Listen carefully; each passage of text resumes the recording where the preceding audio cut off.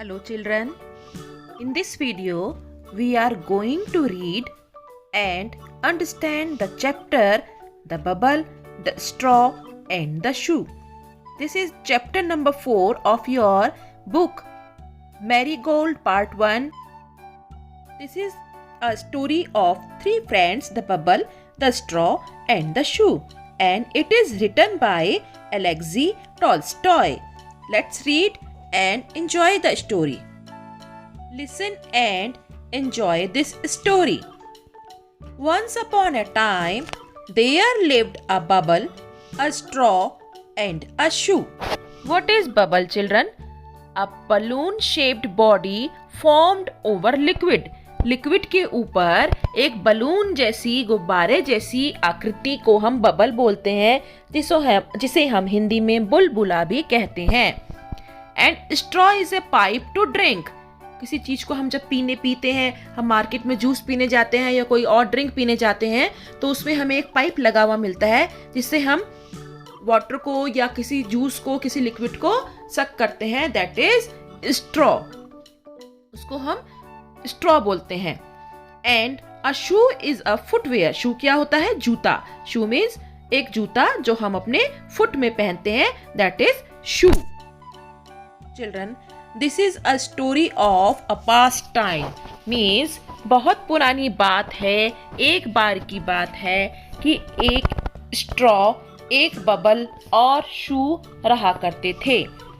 Children, whenever we are going to read, write any story, we use the past tense of the verb.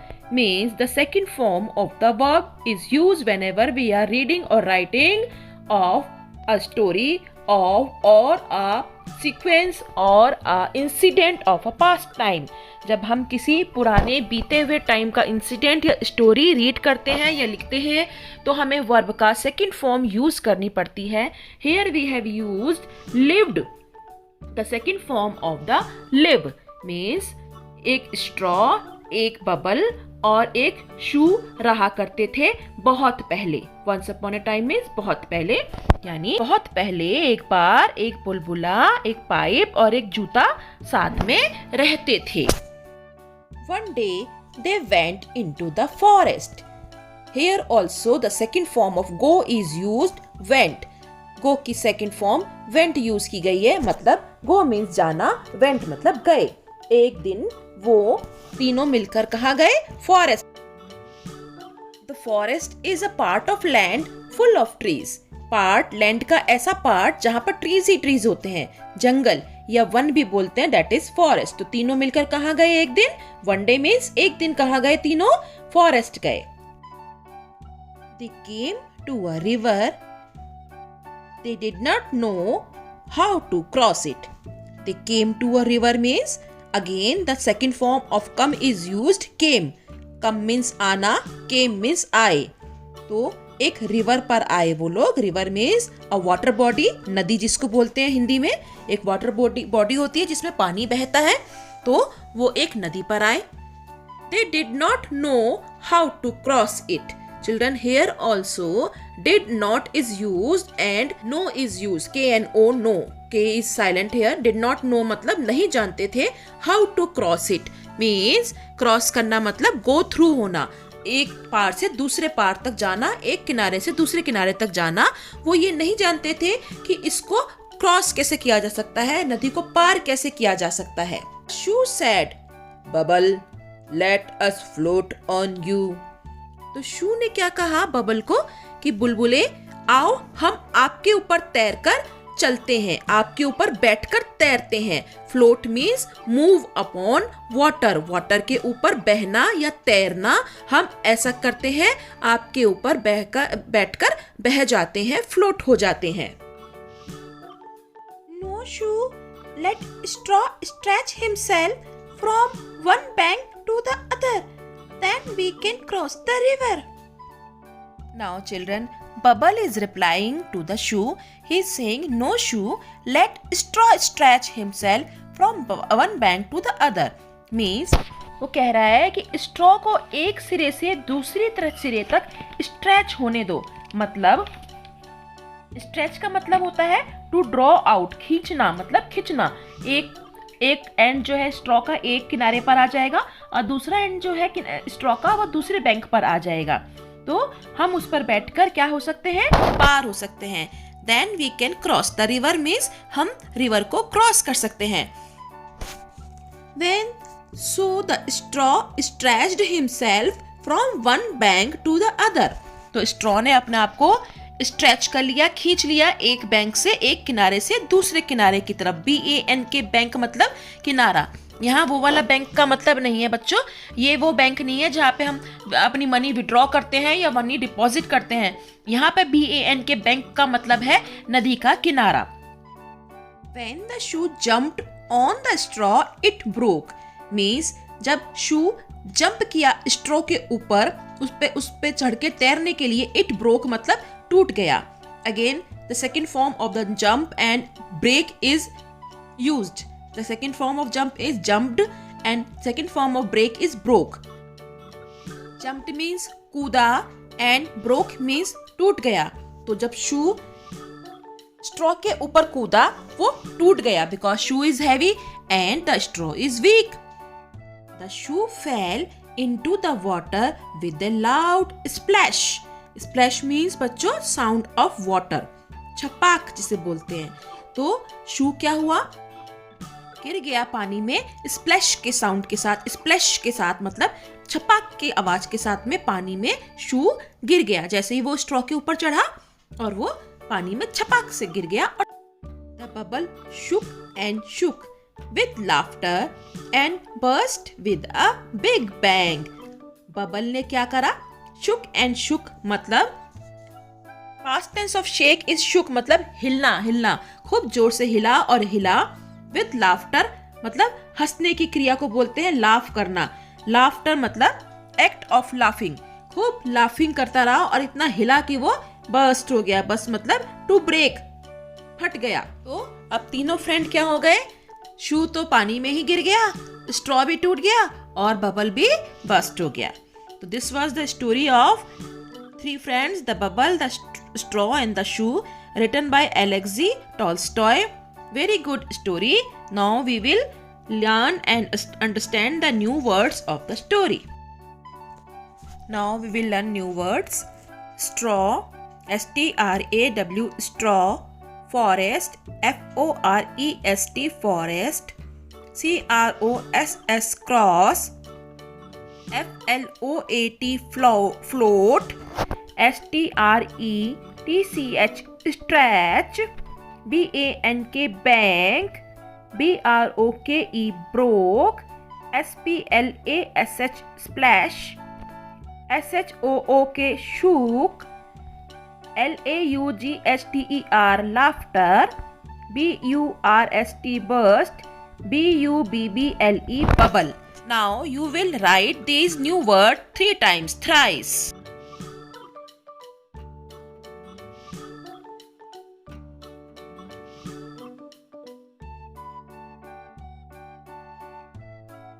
Now we will learn word meanings of the chapter.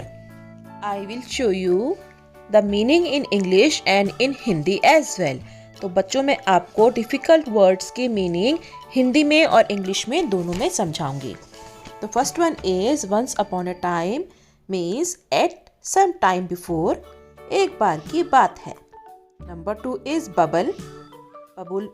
Bubble means a balloon shaped body formed over liquid. Liquid के ऊपर कोई balloon shape की body बन जाती है, उसे bubble बोलते हैं, हिंदी में बोलते हैं उसे बुलबुला।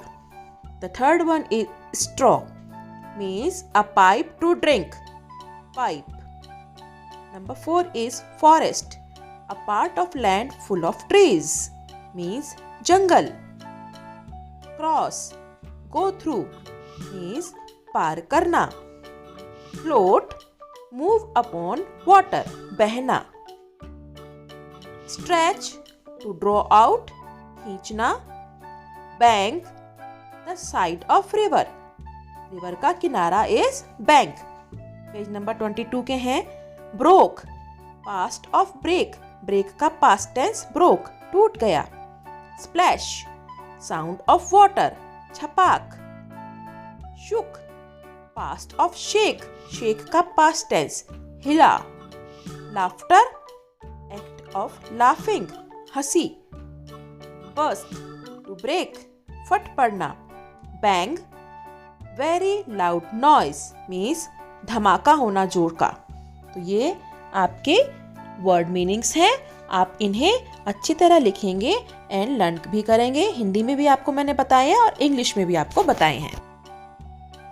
Now we will move to textbook exercises. बच्चों, टेक्स्ट बुक की एक्सरसाइजेस करेंगे. जो आपकी बुक में दी हुई हैं वो एक्सरसाइजेस करेंगे. Number 1 is new words. We have already done the new words. Once again I am repeating: bank, bubble, burst, cross, river, shoes and splash. The next one is let's read. Read मतलब पढ़ते हैं. Let's मतलब आओ पढ़ते हैं. I can blow bubbles. मैं bubble blow कर सकता हूँ, बना सकता हूँ, फुला सकता हूँ. I can wear shoes. मैं शूज को पहन सकता हूँ. Here you have to read these two sentences. I can blow bubbles. I can wear shoes. Only reading. Next exercise is reading is fun. Name the 3 friends. You have to tell the names of 3 friends. What were the names of the 3 friends? The names of the 3 friends are Bubble, Straw and Shoe. Now we are writing the names of the somebody or something. Then we have to start it with capital letter. Whether it is coming in between the sentences or in the beginning or in the end. Always if you are writing the name of someone or something or somebody, you have to begin it with capital letter. तो जब भी आपको किसी का name लिखना है, आपको वो हमेशा कैपिटल लेटर से लिखना है, चाहे वो सेंटेंस के बीच में आए, बाद में आए या एंड में आए. Question number 2 is where did they go one day? Go मतलब जाना, where मतलब कहाँ. वो एक दिन कहाँ गए? So the answer is they went to a forest one day. एक दिन वो एक फॉरेस्ट में गए, जंगल में गए, वन में गए. They went to a forest one day. Number 3 question is what did they want to do? What मतलब क्या. Did they want मतलब चाहते थे. To do मतलब करना. वो क्या करना चाहते थे. They wanted to cross a river. वो क्रॉस करना चाहते थे किस चीज को, रिवर को. They wanted to cross a river. Want की second form wanted is used here. तो वो क्या चाहते थे, वो रिवर को क्रॉस करना चाहते थे. They wanted to cross a river. Now the next exercise is let's talk. You have to talk these questions. These questions are only for speaking. How do you make bubbles? How मतलब कैसे, आप bubbles कैसे बनाते हो. Then we can speak. We make bubbles by blowing air through a straw in water. Straw के through हम air को blow करते हैं तो बबल्स निकलते हैं, है ना. तो we make bubbles by blowing air through a straw in water. The next one is what do you wear on your feet. आप अपने फीट में क्या पहनते हो. व्हाट मतलब क्या, वियर मतलब पहनते हो, फीट मतलब पैर. आप अपने पैर में क्या पहनते हो. I wear slippers, shoes and sandals on my feet. मैं अपने फीट पर क्या पहनता हूँ, स्लीपर्स पहनता हूँ, चप्पल, शूज, जूते. सैंडल्स मतलब जो सुंदर सी फैंसी सी सैंडल, फैंसी से फुटवेयर होते हैं ना, उन्हें सैंडल्स बोलते हैं. जिसमें बकल्स लगे होते हैं, स्ट्रैप्स लगे होते हैं, उन्हें सैंडल्स बोलते हैं. तो I wear slippers, shoes and sandals on my feet. Next है how would you cross a river. आप एक रिवर को कैसे क्रॉस करोगे. वुड मतलब गे और हाउ मतलब कैसे. कैसे क्रॉस, क्रॉस मतलब पार. रिवर को आप कैसे पार करोगे. Answer is I would cross a river with the help of a boat. Boat की सहायता से मैं क्रॉस करूंगा रिवर. बोट क्या होती है, नाव. नाव को क्या बोलते हैं इंग्लिश में, बोट. BOAT boat. तो रिवर क्रॉस करने के लिए क्या होती है, बोट होती है. तो I would cross a river with the help of a boat. Next exercise is let's share. To Put these doing words into the sentences. What are doing words? Doing words are those from which we can know that something is being done. मतलब वो word जिनसे हमें ये पता चलता है कि कुछ काम हो रहा है, जैसे jump, go, come, read, sleep, weep, run, etc. All these words represent some action or some work within it. कुछ पता चलता है इन वर्ड से कोई एक्शन हो रहा है या कुछ काम हो रहा है. So we have to fill these doing words. First is jumped, then shook, then stretched, then burst. First sentence I am going to read. The straw, what will come here? Stretched himself from one bank to the other. Straw ने अपने आप को एक bank से दूसरे bank पर stretch कर लिया. The shoe, what will come here? Jumped on the straw. Shoe क्या कर गया? स्ट्रॉ के ऊपर जंप कर गया, कूद गया. The bubble shook and shook with laughter and burst with a big bang. Bubble हिला और हिला, जोर से हंसी के कारण हिला और बस्ट हो गया, जोर की आवाज के साथ में, जोर के धमाके के साथ में बस्ट हो गया. The bubble shook and shook with laughter and burst with a big bang.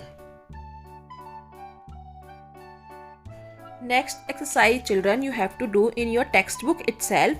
This is the story. This is a journey of a tadpole. Tadpole is the young one of a frog. Frog के बच्चे को tadpole कहते हैं. जब अंडे से frog का बच्चा बाहर आता है तो वो tadpole कहलाता है. तो first is tadpole is in the puddle. Puddle means a छोटा सा पोखर, मतलब a small गड्ढा, पिट जिसे कहते हैं, जिसमें पानी भरा होता है, जिसमें tadpole का बच्चा निकलता है अंडे में से. Then it comes to pond. Pond मतलब तालाब. Then it goes into lake. Lake means झील. And then ultimately it goes to the river. River में जाता है. And it becomes a frog. Frog बन जाता है river तक पहुँचते पहुँचते.